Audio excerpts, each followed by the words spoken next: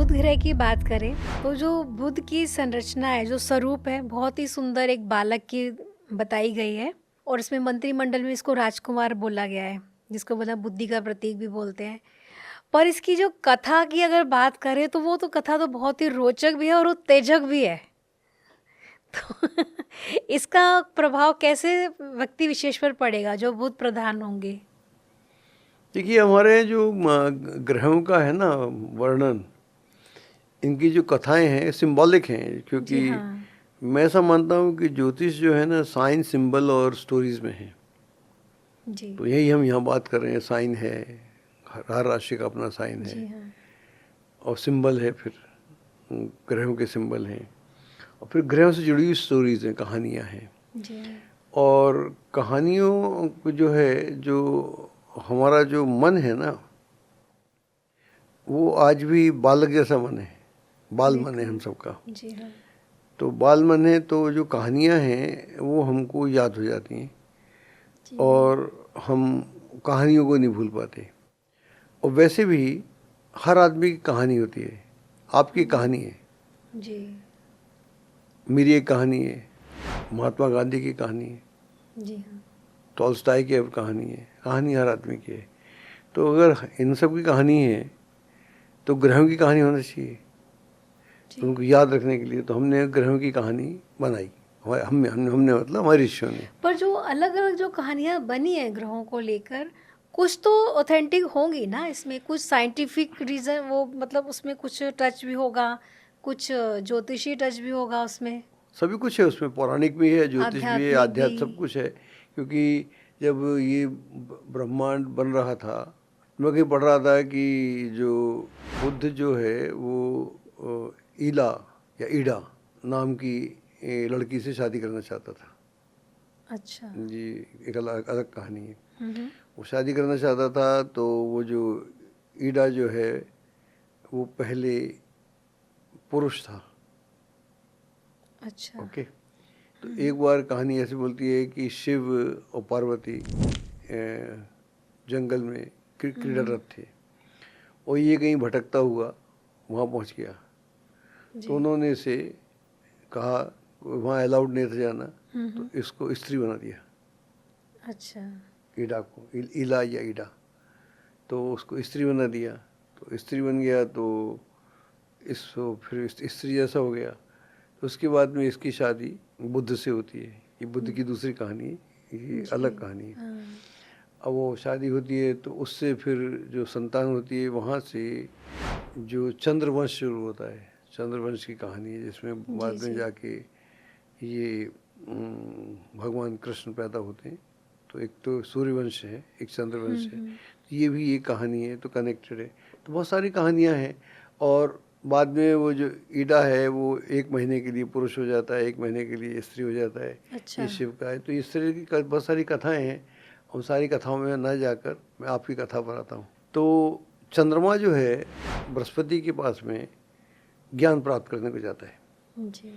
और चंद्रमा जो है बृहस्पति को ज्ञान प्राप्त करने जाता है। चंद्रमा, बृहस्पति बूढ़े हैं, उनकी जो पत्नी है तारा है, तो उसके पास में सारा आध्यात्मिक ज्ञान तो है, लेकिन भौतिक ज्ञान नहीं है। जबकि वो यंग है, ये गुरुजी बूढ़े हैं। जी। तो कथा ऐसे बोलती है कि एक सुबह जब कभी वो स्नान स्नान के लिए नदी पे गए, हुँ। तो ये इतना सुंदर है चंद्रमा, तो उसकी पत्नी का नाम तारा था। जी। तो उनका दिल आ जाता है, तो दोनों इलोप हो जाते हैं, यानी चले जाते हैं। जी, जी। और दोनों इलोप होके दोनों साथ रहते हैं काफ़ी लंबे समय तक। उसके बाद में वो प्रेग्नेंट हो जाती है तारा। तारा प्रेग्नेंट हो जाती है, तो कथा ऐसे बोलती है, तो फिर चंद्रमा का मन भर जाता है। तो वो उसको, कई तरह से कथा है, जी, एक जी। सिंपल बता देता हूँ। तो वो दोबारा से उसको उसके पास भेज देता है। इधर जी। बृहस्पति ढूंढते रहते हैं कि क्या हुआ, तारा कहाँ है, बुध कहाँ है। उन्हें कहीं मिलते नहीं है। तो सडन एक दिन तारा आ जाती है, प्रेग्नेंट है। हुँ। थोड़े परेशान हो जाते हैं। तो उसके बाद में एक पुत्र पैदा होता है। कथाएं तो कई तरह की हैं। जी हाँ। एक कथा तो ये भी है कि बृहस्पति इतने नाराज़ हो गए कि उन्होंने उसकी कोख में से बच्चा निकाल के फेंक दिया इस पर, जी हाँ। बिल्कुल फर्श के ऊपर या ज़मीन के ऊपर। बच्चा नाचने लगा। बुद्ध इतना पावरफुल था क्योंकि उसका जो स्पर्म था वो चंद्रमा का था। तारा भी अपने आप में बहुत महान स्त्री थी। तो नाचने लगा तो बच्चा इनको बहुत पसंद आया, तो उन्होंने कहा ठीक है ये मेरा बेटा है, इसमें अपना बेटा मान लिया। और मून चंद्रमा जो है बदमाश भी है, मन बदमाश है ना बेसिकली।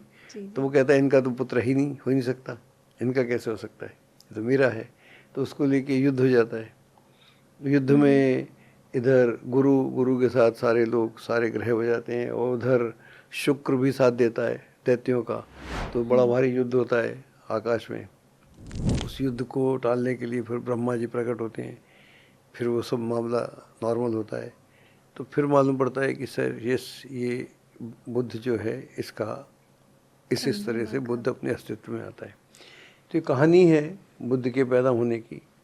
तो इसको कहानी को अगर हम ऐसे समझें, जो मैं समझता हूँ कहानी को, कि जो बृहस्पति जो है, गुरु जो है, गुरु मीन्स इस्टेब्लिशमेंट, व्यवस्था, सिस्टम, हाँ जी, जो बना हुआ है, जी जी, जो बना हुआ सिस्टम है वो बृहस्पति है। ऑर्डर, एक ऑर्डर है। जी हाँ, और जो चंद्रमा जो है, मन जो है, मन नया ऑर्डर चाहता है, नया सिस्टम चाहता है, बिल्कुल, नयापन चाहता है, वो नई बात करता है।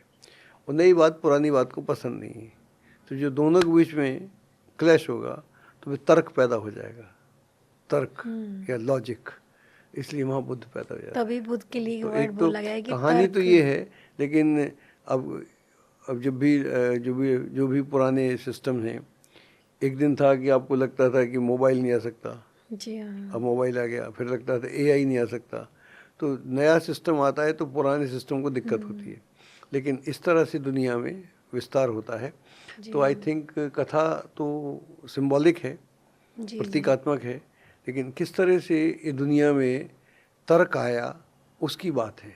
अब इसमें इतना झंझट तो होना चाहिए, क्योंकि पूरे सिस्टम को बिखारने के लिए अब चंद्रमा ने गुरु का सिस्टम बिगाड़ दिया, उसका ऑर्डर बिगाड़ दिया, उसकी व्यवस्था खराब कर दी। जो पत्नी के साथ रह रहा था और जो पत्नी प्रसन्न नहीं थी, अगर प्रसन्न होती तो क्यों जाती? ठीक है, अनुसुईया तो नहीं जाती, जी अनुसुईया का अलग है, उसके छल होता है। यहाँ छल नहीं होता, वो खुद छल करती है। जी तो इसका मतलब क्या है कि वो प्रसन्न नहीं है। तो जब सिस्टम से लोग, जो पुराना सिस्टम है वो छिन्न भिन्न हो जाता है, तो जो मन है, विचार है, उस सिस्टम में नयापन लाना चाहता है। जब वो नयापन लाना चाहेगा तो तर्क पैदा हो जाएगा। तो ऐसे मैंने ज्योतिष को ऐसे समझा।